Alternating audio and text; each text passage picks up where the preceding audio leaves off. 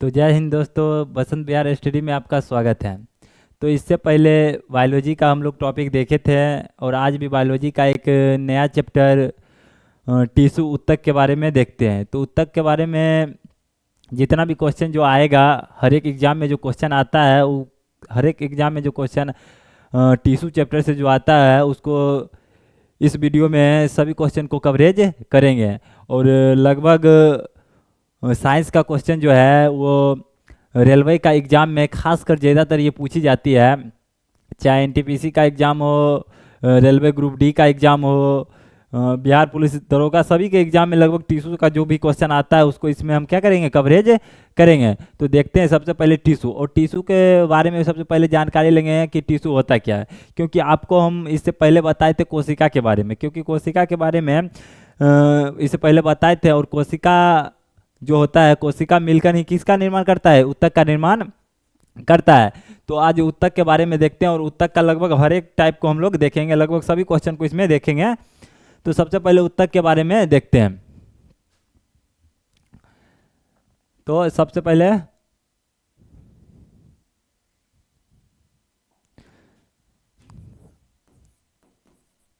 उत्तक, उत्तक को हम लोग टिश्यू कहते हैं, उत्तक को टिश्यू कहते हैं। अब उत्तक होता क्या है, तो उत्तक हम लोग कोशिका के समूह को उत्तक कहते हैं, कोशिका के समूह को उत्तक कहते हैं। और कोशिका हम लोग किसको कहते थे, तो कोशिका बॉडी का क्या है, एक संरचनात्मक या क्रियात्मक इकाई को हम लोग क्या कहते हैं, कोशिका कहते हैं। हमारा शरीर किससे मिलकर बना होता है, कोशिका से मिलकर बना होता है। लेकिन कोशिका के समूह को हम लोग क्या कहते हैं, उत्तक कहते हैं, कोशिका के समूह को उत्तक कहते हैं। अब उत्तक जो होता है, इससे एक फेमस क्वेश्चन है कि उत्तक का अध्ययन क्या कहलाता है। तो उत्तक का अध्ययन को हम लोग क्या कहते हैं, तो उत्तक के अध्ययन को हम लोग हिस्टोलॉजी कहते हैं। क्या कहते हैं, हिस्टोलॉजी कह लेते हैं। तो उत्तक का अगर अध्ययन पूछा जाए, क्या पूछा जाए, अध्ययन, उत्तक का अध्ययन हिस्टोलॉजी कहलाता है। ये क्वेश्चन कई बार पूछा गया है, उत्तक का अध्ययन हिस्टोलॉजी कहलाता है। और ये क्वेश्चन लगभग हर एक एग्जाम में ये क्वेश्चन पूछी जाती है कि उत्तक का अध्ययन क्या कहलाता है, तो उत्तक का अध्ययन हिस्टोलॉजी कहलाता है। अब इसके बाद देखते हैं कि उत्तक कितने टाइप में पाए जाते हैं। तो सबसे पहले अगर हम बात किया जाए तो उत्तक दो प्रकार के पाए जाते हैं। सबसे पहले इसमें अगर हम बात करते हैं तो एक होता है पादप उत्तक। क्या होता है, पादप उत्तक, पादप उत्तक। उसके बाद इसको हम लोग इंग्लिश में प्लांट टिश्यू कहते हैं। क्या कहते हैं, प्लांट टिश्यू कहते हैं। क्योंकि आपको इससे पहले हम लोग बताए थे, इससे पहले आपको बताए थे कि कोशिका भी दो टाइप का, पादप कोशिका और जंतु कोशिका। जो पेड़ पौधे में पाए जाते हैं उसको पादप कोशिका कहते हैं, और जो जीव जंतु में पाए जाते हैं उसको जंतु कोशिका कहते हैं। इसी तरह उत्तक भी कितने प्रकार के, दो प्रकार के, उत्तक दो प्रकार के पाए जाते हैं। सबसे पहले प्लांट टिश्यू, सबसे पहले प्लांट टिश्यू। उसके बाद अगर हम बात करते हैं तो जंतु उत्तक, उसके बाद क्या है, जंतु उत्तक। अब पादप उत्तक किसको कहते हैं, इसको हम लोग क्या कहते हैं, plant tissue, plant tissue, plant tissue. इसको अगर हम बात करें तो एनिमल टिश्यू, एनिमल टिश्यू।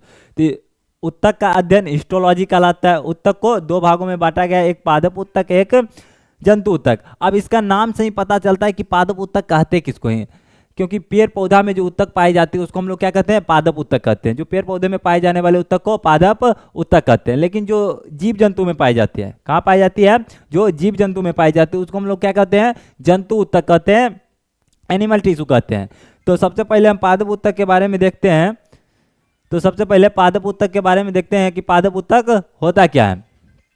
तो पादप उत्तक जो पेड़ पौधों में पाए जाते हैं। अब पादप उत्तक के टाइप को देखते हैं कि पादप उत्तक को कितने भागों में बांटा गया है। फिर उसका लगभग पादप उत्तक का जो भी क्वेश्चन होगा ये सब अभी इसमें देखेंगे। तो सबसे पहले अगर हम पादप उत्तक की बात करते हैं, किसकी बात करते हैं, पादप उत्तक की, पादप उत्तक की बात करते हैं। तो सबसे पहले अगर हम पादप उत्तक की बात करते हैं तो इसको दो भागों में बांट दिया गया है। कितने भागों में, दो भागों में। तो पादप उत्तक को दो भागों में, पहला होता है विभजयोतिकी उत्तक। कौन है, विभजयोतिकी, विभजयोतिकी उत्तक। उसके बाद अगर हम बात करते हैं तो उसके बाद एक उत्तक होता है अस्थायी उत्तक। कौन उत्तक होता है, अस्थायी उत्तक। तो पहला विभजयोतिकी और दूसरा कौन है, अस्थायी उत्तक, दूसरा अस्थायी उत्तक। तो पादप उत्तक को दो भागों में, विभज्योतिकी उत्तक और अस्थायी उत्तक। अब आपको दिखता होगा कि क्वेश्चन में ही जो हम क्वेश्चन को देखते हैं कि विभज्योतिकी, विभज्योतिकी का मतलब विभाजन, क्या होगा, विभाजन होगा। अस्थाई का मतलब पूरा क्या, अस्थाई, अब इसके बाद विभाजन होवे नहीं करेगा। अब जैसे देखते हैं अगर गेहूं की बात करें, चाहे धान की बात करें, जब गेहूं, अभी गेहूं का सीजन है, तो गेहूं में होता कि है, तो गेहूं जब बचपन में रहता है तो उसमें विभज्योतिकी उत्तक काम करता है। तो गेहूं से 1, 2, 3, 4, 5, 6 ऐसे करके बहुत सारा निकलता है। लेकिन यही गेहूं में जब बाली आती है, उसके बाद अगर हम गेहूं को क्या करते हैं, काट देते हैं, तो वो गेहूं में क्या होता है, कोई भी फिर गेहूं नहीं निकलता, जिसके कारण क्या वो अस्थायी उत्तक उसमें काम करना शुरू कर देता है। लेकिन एक क्वेश्चन इसमें पूछी गई थी, इसमें क्वेश्चन पूछी गई थी कि अस्थायी उत्तक काम कब करता है, अस्थायी उत्तक काम कब करता है। तो अस्थायी उत्तक काम करता है जब पौधा क्या हो जाता है, बड़ा हो जाता है। लेकिन विभज्योतिकी उत्तक काम कब करेगा, तो विभज्योतिकी उत्तक जब पौधा छोटा रहता है तभी विभज्योतिकी उत्तक काम करता है। अब विभज्योतिकी का मतलब जिसमें क्या हो, विभाजन हो, क्या हो, जिसमें क्या हो, विभाजन हो। तो जिसमें विभाजन होगा, विभाजन की क्षमता होगी, उसको हम लोग क्या कहते हैं, विभज्योतिकी उत्तक कहते हैं। तो जिसमें विभाजन की क्षमता होगी उसको हम लोग विभज्योतिकी उत्तक कहते हैं। लेकिन अस्थाई का मतलब जिसमें क्या हो, विभाजन की क्षमता नहीं हो, क्या हो, विभाजन की क्षमता, विभाजन क्या हो, नहीं हो। तो जिसमें विभाजन की क्षमता नहीं हो उसको हम लोग क्या कहते हैं, अस्थायी उत्तक कहते हैं, क्या कहते हैं, अस्थायी उत्तक कहते हैं। लेकिन जिसमें विभाजन की क्षमता उसको विभज्योतिकी उत्तक कहते हैं। अब देखते हैं कि विभज्योतिकी उत्तक को कितने भागों में बांटा गया है, क्योंकि इससे बहुत सारा क्वेश्चन पूछी जाती है, हर एक एग्जाम में इससे क्वेश्चन पूछी जाती है। अभी जो रेलवे का एग्जाम चल रहा है और रेलवे के एग्जाम में लगभग इससे बहुत सारा क्वेश्चन आ जा रहा है। तो इसको देखते हैं कि विभज्योतिकी, तो विभज्योतिकी की अगर हम बात करें, विभज्योतिकी की अगर हम बात करते हैं तो इसको तीन भागों में, सबसे पहले शीर्षस्थ, कौन है, शीर्षस्थ, सबसे पहले शीर्षस्थ विभज्योतिकी उत्तक, कौन है, शीर्षस्थ विभज्योतिकी उत्तक। अब उसके अगर बात करते हैं तो उसके बाद है पार्श्वस्थ, क्या है, पार्श्वस्थ, पार्श्वस्थ विभज्योतिकी उत्तक। उसके बाद अगर हम बात करते हैं तो अंतर्वेशी, क्या है, अंतर्वेशी, अंतर्वेशी विभज्योतिकी उत्तक। तो विभज्योतिकी उत्तक को कितने भागों में, तीन भागों में बांटा गया है। सबसे पहले की अगर हम बात करें तो पार्श्वस्थ विभज्योतिकी उत्तक, उसके बाद अगर हम बात करें तो ये सबसे पहले शीर्षस्थ, उसके बाद पार्श्वस्थ, उसके बाद अंतर्वेशी, उसके बाद अंतर्वेशी। अब देखते हैं कि इसका काम क्या होता है। तो हम सबसे पहले देखें कि विभज्योतिकी उत्तक का काम विभाजन करना, विभज्योतिकी उत्तक का काम क्या है, विभाजन करना।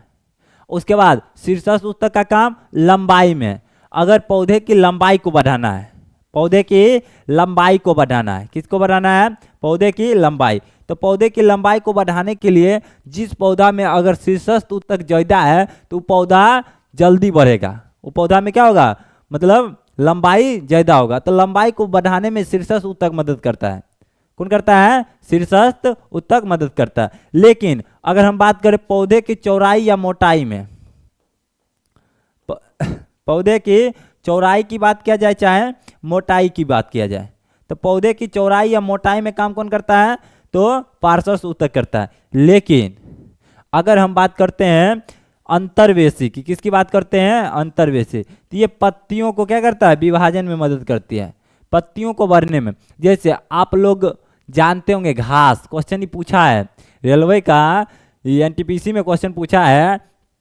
कि घास में कौन उत्तक काम करता है, घास में, तो घास में कौन उत्तक, तो अंतर्वेशी उत्तक काम करता है, कौन करता है, अंतर्वेशी। अब अंतर्वेशी कैसे काम करता है, तो घास अगर मतलब घास जो होता है अगर उसको काट लिया जाए, क्या किया जाए, काट लिया जाए, तो घास को अगर काटा जाता है तब तो उससे ऊपर का, लेकिन अब कोई कोई होता कि है घास को अंदर से छील लेता है, क्या करता है, अंदर से छील लिया जाता है, तो फिर वो काम ही नहीं करेगा।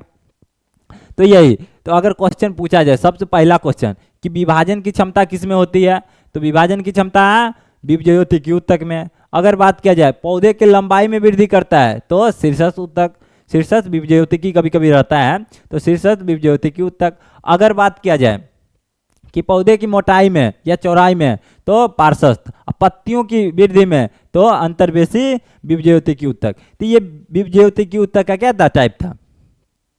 अब अगर हम बात करते हैं कि अस्थायी ऊतक, अस्थायी ऊतक में विभाजन नहीं होती है। अब इसकी अगर हम बात करते हैं तो अस्थायी ऊतक दो टाइप से, कितने टाइप से, दो टाइप से। तो इसको हम लोग क्या करते हैं, पहले देखते हैं।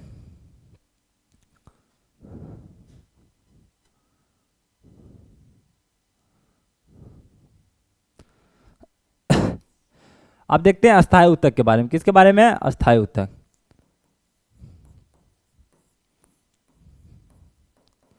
अस्थायी ऊतक, तो अस्थायी ऊतक दो टाइप में। सबसे पहले होता है सरल अस्थायी ऊतक। क्या होता है, सरल, सरल अस्थायी ऊतक। उसके अगर हम बात करते हैं तो एक होता है जटिल अस्थायी ऊतक। क्या होता है, जटिल अस्थायी ऊतक। तो सबसे पहले सरल अस्थायी ऊतक, उसके बाद अगर हम बात करते हैं तो जटिल अस्थायी ऊतक। तो विभज्योतिकी ऊतक को तीन भागों में, विभज्योतिकी ऊतक को तीन भागों में, सबसे पहले शीर्षस्थ, पार्श्वस्थ, अंतर्वेशी। उसके बाद अस्थायी ऊतक को दो भागों में, सबसे पहले सरल अस्थायी ऊतक, उसके बाद जटिल अस्थायी ऊतक। सबसे पहले सरल, उसके बाद जटिल अस्थायी ऊतक। तो आप सरल अस्थायी ऊतक कहते हैं किसको है, जो समान कोशिका को बना हो। किसका बना हो, जो समान कोशिका का बना हो। जो समान कोशिकाओं का बना हो उसको हम लोग क्या कहते हैं, सरल अस्थायी ऊतक कहते हैं। लेकिन जो दो या दो से अधिक कोशिका का बना हो, जो दो या उससे अधिक, जो दो या उससे अधिक कोशिका का बना हो उसको हम लोग क्या कहते हैं, उसी को हम लोग जटिल अस्थायी ऊतक कहते हैं। तो अगर जो समान कोशिका का बना हो उसको सरल अस्थायी ऊतक, और जो दो या दो से अधिक कोशिका को बना हो उसको हम लोग क्या कहते हैं, जटिल अस्थायी ऊतक कहते हैं। तो इसको, तो अगर हम बात किया जाए ऊतक का अध्ययन हिस्टोलॉजी कहलाता है। ऊतक को दो टाइम में, सबसे पहले पादप ऊतक, उसके बाद जंतु ऊतक। पादप ऊतक को कितने भागों में बांटा गया है, तो पादप ऊतक को दो भागों में, विभज्योतिकी ऊतक, उसके बाद अस्थायी ऊतक। सबसे पहले विभज्योतिकी ऊतक, उसके बाद अस्थायी ऊतक। विभज्योतिकी ऊतक को तीन भागों में, सबसे पहले शीर्षस्थ, पार्श्वस्थ, अंतर्वेशी। पौधे की लंबाई में वृद्धि करता है शीर्षस्थ, चौड़ाई एवं मोटाई में वृद्धि करता है पार्श्वस्थ। अगर बात किया जाए पत्तियों को, पत्तियों में वृद्धि करता है अंतर्वेशी ऊतक। पत्तियों में कौन ऊतक काम करता है, अंतर्वेशी ऊतक काम करता है। अस्थायी ऊतक में विभाजन नहीं होता है। क्वेश्चन पूछेगा, क्योंकि क्वेश्चन कई बार इससे पूछा गया है कि अस्थायी ऊतक में विभाजन क्या होता है, नहीं होता है। तो किसमें विभाजन की क्षमता नहीं होती है। अगर क्वेश्चन पूछा जाए कि विभज्योतिकी ऊतक काम कब करेगा, विभज्योतिकी ऊतक पौधों, जब पौधा मतलब छोटा रहता है तब विभज्योतिकी ऊतक काम करेगा, कि पौधा जब बड़ा रहेगा तब विभज्योतिकी ऊतक काम करेगा। तो अगर पौधा बड़ा होता है तो कौन ऊतक, अस्थायी ऊतक काम करेगा। अगर पौधा छोटा है तो इसका मतलब कौन ऊतक काम कर रहा है, तो विभज्योतिकी ऊतक काम करता है। जो समान कोशिका का बना उसको सरल अस्थायी ऊतक कहते हैं। जो समान कोशिका का बना उसको सरल अस्थायी ऊतक कहते हैं। लेकिन जो दो या दो से अधिक कोशिका का बना उसको हम लोग क्या कहते हैं, जटिल अस्थायी ऊतक कहते हैं। तो अगर हम बात करें सरल अस्थायी ऊतक को, ये तीन भागों में बांटा जाता है। यहाँ से हर एक बार क्वेश्चन पूछा गया है, सरल अस्थायी ऊतक से हर एक बार क्वेश्चन पूछा गया है। सबसे पहले अगर बात करते हैं तो सबसे पहले आता है मृदु ऊतक। क्या आता है, मृदु ऊतक। मृदु ऊतक, इसको हम लोग पेरेनकाइमा कहते हैं, पेरेनकाइमा। मृदु ऊतक को क्या कहते हैं, पेरेनकाइमा कहते हैं। मृदु ऊतक को पेरेनकाइमा। अब मृदु ऊतक होता क्या है, तो ये ऊतक पौधे में क्या बचपन में काम करता है। अब ये ऊतक में, ये ऊतक का काम क्या है, मुलायम, पौधे को क्या करता है, मुलायम।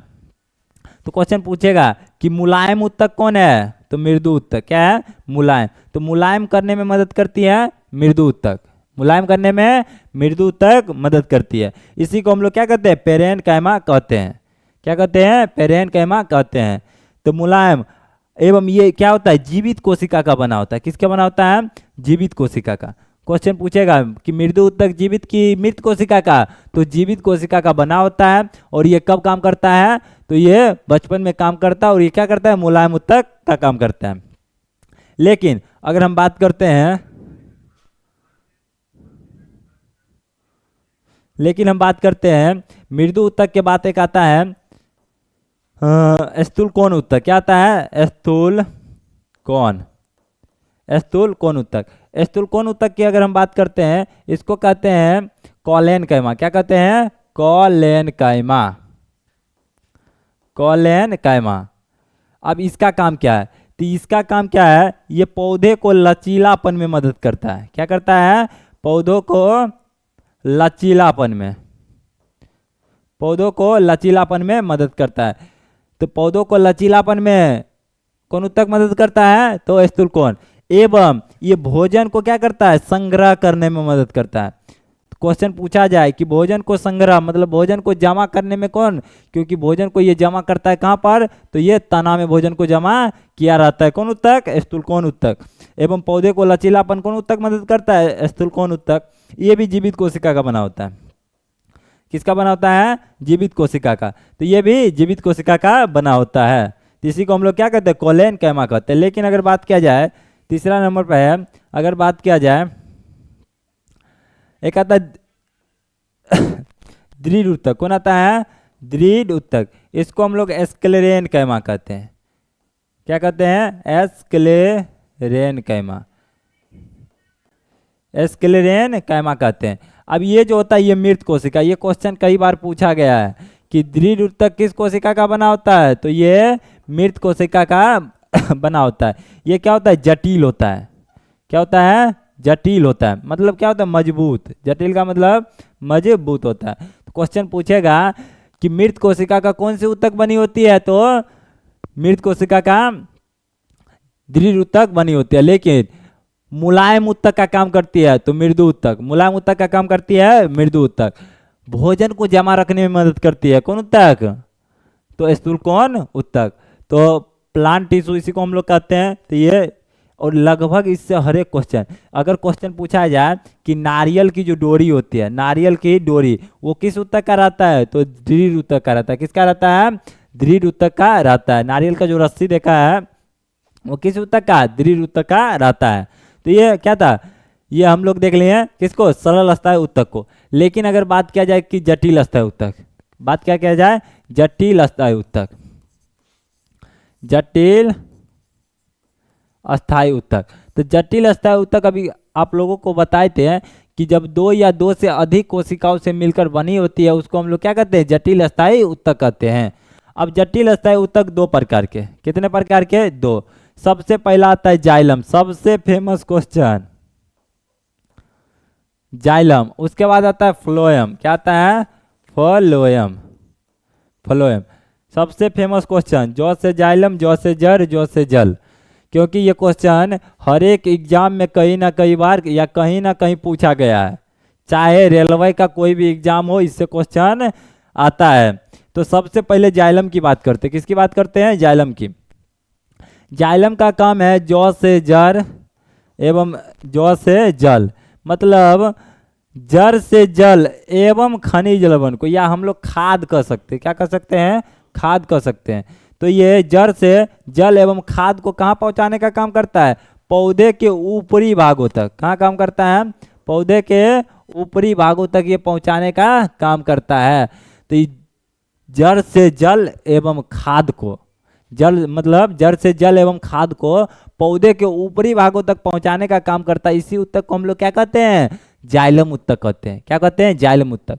अब इसको हम लोग जाइलम ऊतक कहते हैं। तो क्वेश्चन एक पूछा गया था कि जाइलम ऊतक जो संवहन का काम करती है, ये सिर्फ ऊपर ले जाने का काम करती है कि ऊपर नीचे दोनों तरफ ले जाने का काम करती है? तो ये ऊपर नीचे, मतलब ये सिर्फ ऊपर ले जाने का काम करती है। तो जाइलम का काम क्या है? सिर्फ ऊपर ले जाना। लेकिन अगर हम फ्लोएम की बात करें तो फ्लोएम ऊतक का काम क्या है? ये भोजन का संचालन करती है। क्या? किसका? भोजन। क्योंकि भोजन का निर्माण कहाँ होता है? अगर भोजन की बात करें तो भोजन का निर्माण कहाँ होता है? पत्तियों में। आप लोगों को पता होगा कि प्रकाश संश्लेषण की क्रिया कहाँ होती है? तो पत्तियों में। तो भोजन का निर्माण पत्तियों में। और जब भोजन बनेगा, जैसे आप लोगों को बताए थे कि हमारे बॉडी में ऊर्जा का निर्माण कौन करता है? तो माइटोकॉन्ड्रिया। कौन करता है? माइटोकॉन्ड्रिया। लेकिन ऊर्जा को पहुंचाने के लिए गोल्जी बॉडी। कौन करता है? Golgi body. इसी तरह पौधों में भोजन का निर्माण पत्तियों में, कहाँ होता है? पत्तियों में। लेकिन पत्ती से कोई तो पहुंचाएगा, क्योंकि खाना बनता है रसोई घर में, लेकिन पहुंचाया जाता है जहाँ पर खाने वाला रहता है, वहाँ पर पहुंचाया जाता है। इसी तरह फ्लोएम का काम है भोजन का क्या करना? पहुंचाने का काम कौन करता है? फ्लोएम करता है। तो ये फ्लोएम का काम है। अब जाइलम का कुछ क्या है? ये जाइलम 4 तत्वों से मिलकर बना होता है। अगर सबसे पहले की बात किया जाए तो सबसे पहला होता है वाहिनिकाय। क्वेश्चन पूछेगा वाहिनिकाय किसका हिस्सा है? वाहिनिकाय। उसके बाद अगर हम बात करते हैं तो वाहिकाय, क्या है? वाहिकाय। उसके बाद जाइलम तंतु और जाइलम मृदु तक, जाइलम तंतु और जाइलम मृदु तक। अब इसके अगर हम बात करते हैं फ्लोएम की बात करते हैं, तो फ्लोएम भी 4 तत्वों से मिलकर बना होता है। सबसे पहला चालनी नलिका, क्या होता है? चालनी नलिका। उसके बाद अगर हम बात करते हैं तो सहकोशिका, क्या होता है?